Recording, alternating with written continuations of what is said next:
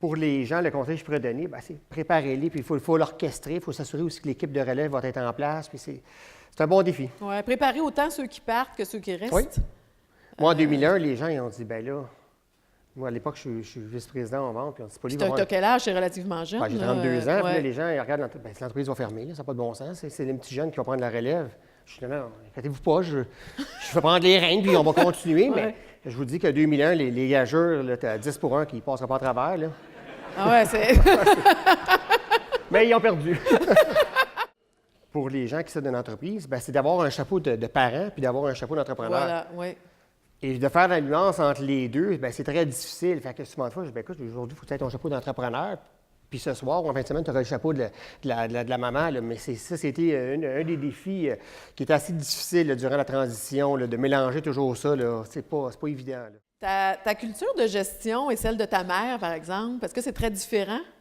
Oh oui, c'est très différent. Oui. Chez nous, anciennement, on était plus, étant donné qu'on était 4 membres de la famille, c'était très dictatorial. Donc, c'est une matriarcal. Oh oui, c'est une décision qui se prenait, c'était un des 4 membres de la famille. Il n'y a pas personne d'autre qui prend une décision. C'était un des 4 membres de la famille, puis plus souvent qu'autrement, ses parents.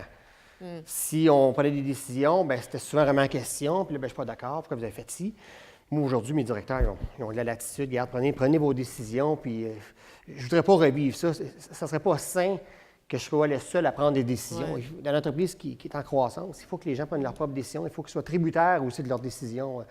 Donc ça, c'est un gros changement de culture.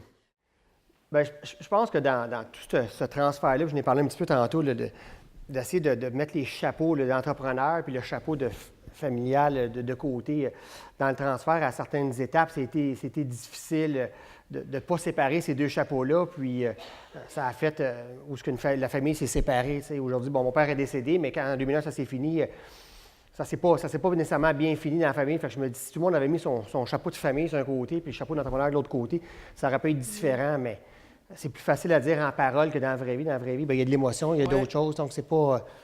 ça n'a pas été simple, donc ça a séparé la famille complètement. Là. Même aujourd'hui, c'est pas une situation qui est simple. Non, c'est ça.